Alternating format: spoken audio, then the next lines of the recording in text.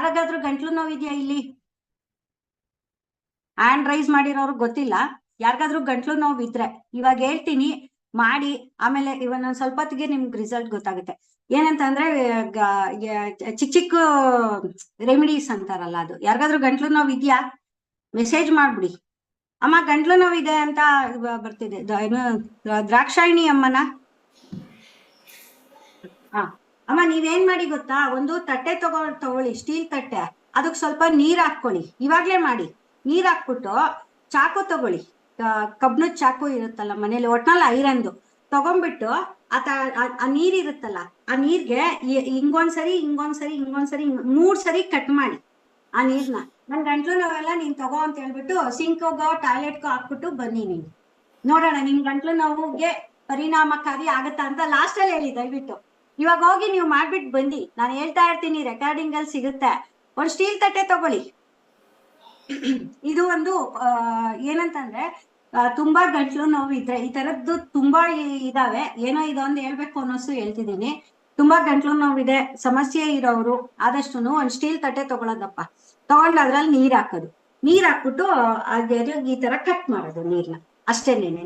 3 ಸರಿ ಕಟ್ ಮಾಡ್ಬಿಟ್ಟು ಆ ನೀರ್ನ ಚೆಲ್ಲೋದು. ಇದು ಸಾಮಾನ್ಯ ನಾರ್ತ್ ಇಂಡಿಯಾ ಕಡೆ ಮಾಡ್ತಾರೆ, ಸೌತ್ ಇಂಡಿಯಾನಲ್ಲಿ ಅಷ್ಟೊಂದು ಫೇಮಸ್ ಇಲ್ಲ ಅನ್ಕೋತೀನಿ.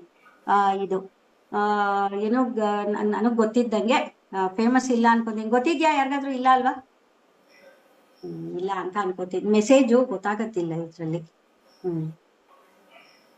ಓಕೆ, ಇದನ್ ಮಾಡ್ಲಿ ಅವರು. ಆಮೇಲೆ ಒಂದ್ ಅರ್ಧ ಗಂಟೆ ಬಿಟ್ಕೊಂಡು ಸ್ವಲ್ಪನಾದ್ರೂ ಅವ್ರಿಗೆ ರಿಲೀಫ್ ಆಗಿರುತ್ತೆ.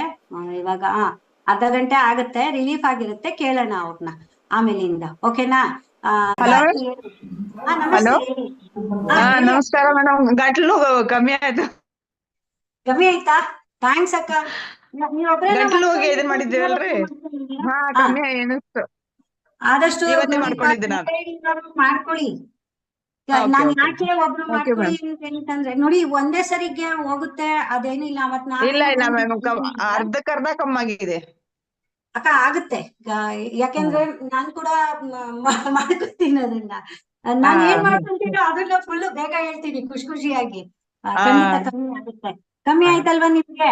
ಇನ್ನೊಂದ್ಸರಿ ಕಮ್ಮಿ ಆಗಿದೆ, ಅರ್ಧ ಮೇಲೆ ಕಮ್ಮಿ ಆಗಿದೆ ಮೇಡಮ್. ಆರಾಮ್ ಅನ್ನಿಸ್ತಾ? ಮ್ಯಾಮ್, ಅದನ್ನು ಸ್ಟೀಲ್ ತಾಟ್ನಲ್ಲಿ ನೀರ್ ಹಾಕಿ ಚಾಕೋಲಿ ಹಿಂಗ್ ಅಡ್ಡ ಇದನ್ ಮಾಡಿ 3 ಸರ ಮಾಡಿ, ಅದ ನಂದ್ ಗಂಟ್ಲು ಹೋಗ್ಲಿ ಹೋಗ್ಲಿ ಅಂತೆ 3 ಸರ ಅಂದು ನೀರ್ ಚೆಲ್ಲಿ ಬಂದ್ಬಿಟ್ಟೆ. ಈಗ ಹೇಗಿದೆ ಮೇಡಮ್? ಕಮ್ಮಿ ಆಗಿದೆ ಸರ್. ನೋಡಿ, ಒಂದು ಕ್ಲಾಸ್ ಜಾಯ್ನ್ ಆಗೋದ್ರಿಂದ ನಿಮ್ಗೆ ಎಷ್ಟೆಲ್ಲ ಬೆನಿಫಿಟ್ಸ್ ಇದಾವೆ ಅಂತೇಳಿ. Thank you sir.